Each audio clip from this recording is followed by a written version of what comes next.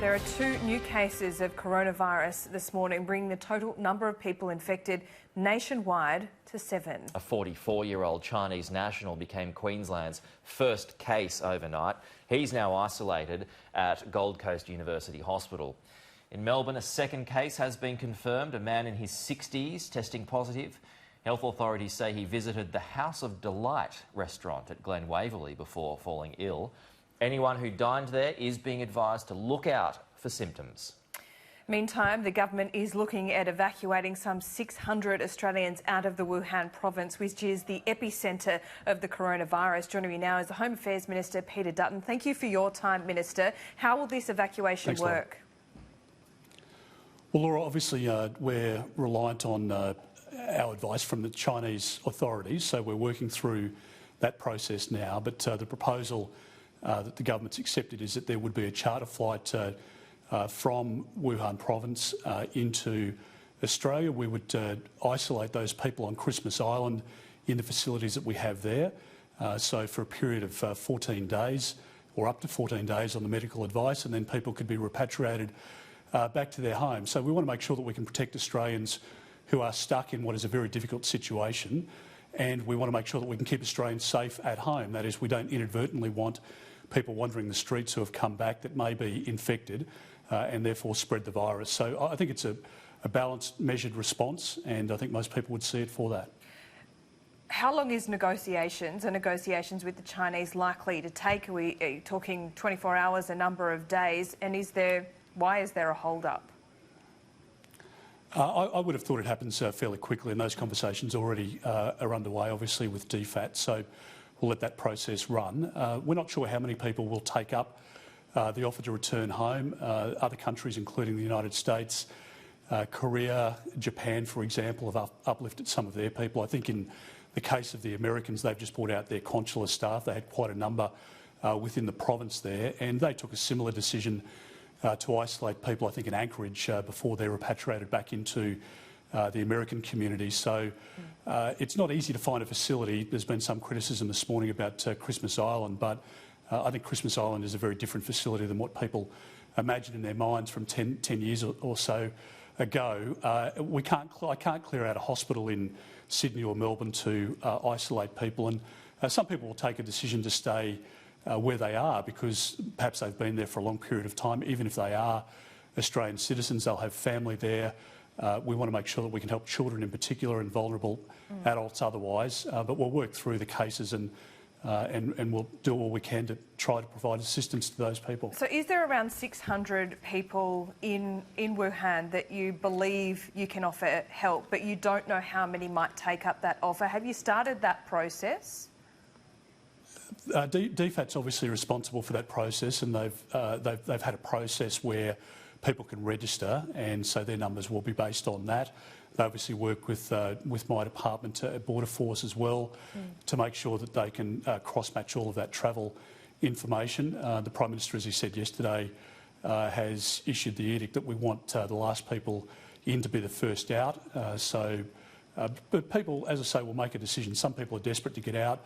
Others believe that they are best to ride it out there, and they've got family members there that they want to stay and be with. You can understand that. So DFAT is very good at this operation. They've done it many times before, and they'll work through the individual cases, prioritise those that we can uplift, and with the Chinese authorities' approval, we'll do that as quickly as possible. You alluded to the criticism of Christmas Island overnight. How long will people spend there? You say up to 14 days.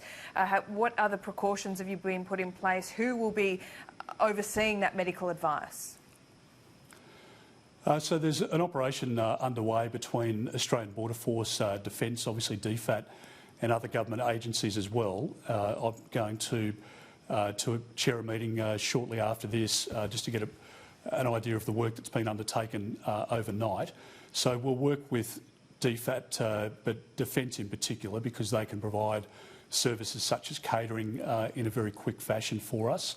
It may mean that they need to do some airlifts for us, but we're talking about a completely isolated area from the broader Christmas Island community. We won't facilitate people into the medical centre or the services that are offered to Christmas Island residents. So We have medical facilities within the Christmas Island Border Force facility. So I think we're well placed, and I think we rely on the best agencies really that we have in government to deliver these services. And I think Border Force will step up, as the Army will, and we'll make sure that people are there for as short a period as time. But ultimately we rely on the medical advice, in particular that of the Chief Medical Officer. And the advice seems to be that up to 14 days you'll get an idea as to whether or not people are presenting with symptoms, and we can give them a clearance and send them back to their place of residence. There are already dozens of Australians that have returned home from Wuhan in recent weeks, and many are quarantining themselves in their own homes.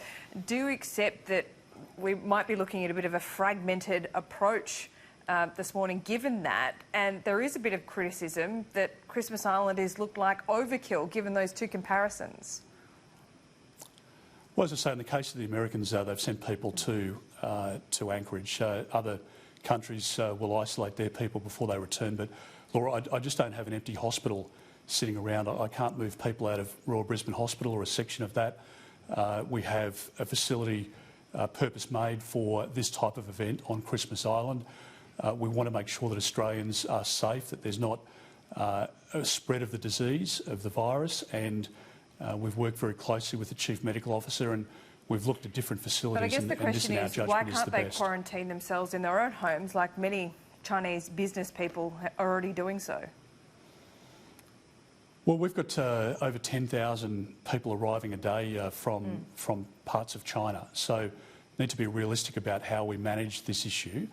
People can hub through Singapore or Hong Kong, or have gone from Wuhan to the United States and come from the United States, or hub through Dubai if they've been to Europe, for example. So there's only so much that we can do, but people need to follow the medical advice, and I think it's sensible that people would self-isolate if they believe that there's a concern. There's very clear advice from the Chief Medical Officer to call ahead to either an emergency department or to your GP. We're worried about presentations at pharmacists, for example. But as the WHO and others have pointed out, Australia is one of probably the top two in the world in terms of our preparedness for a crisis like this. We're making sure that we're working with the airlines, we're heeding the medical advice, and there are well-practiced measures that are being put into place now, and I think people should be reassured by that. Qantas says it can't actually land a 747 safely on Christmas Island. Is that a bit of a flaw in your plan? No, it's not. So we can land an A330. It'll depend on the number of people that we have ultimately, right. And there's also contingency for people to land, to be transferred to a military aircraft, and then to head to Christmas Island. So that's all been rehearsed. The Army and Border Force have gone through all of that detail. OK, British Airways stopped all flights to China yesterday. Would you be hoping that Qantas looks to do the same? Well, Qantas have said overnight that they will look at the advice out of the WHO. They'll look at what their partners are doing, and they'll make a judgment themselves. So that's a decision for Qantas to make, and obviously we'll rely on the advice ultimately of the Chief Medical Officer of Australia, the advice of the National Security Committee otherwise, and we've been meeting regularly. The Prime Minister, I think, has taken the right decisions, and it's all based on the expert advice. We've got the National Crisis Coordination Committee that's meeting each day, and they collate all of that information. We're briefed on it. We make the decisions accordingly.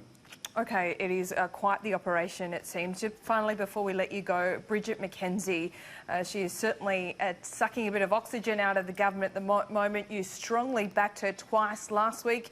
Are you willing to do the same this week? Yes, I am. And as the Prime Minister's pointed out, there's a process now that's in place. So he's waiting on that advice back from the Secretary of the Department of Prime Minister and Cabinet. Obviously, he's looked very closely at the recommendations made by the Auditor General, and I think that's the right process. I think we should, again, leave some of the emotion to one side, look at the facts and make a decision on that basis. Minister Dutton, thanks so much for your time. Thanks very much, Laura.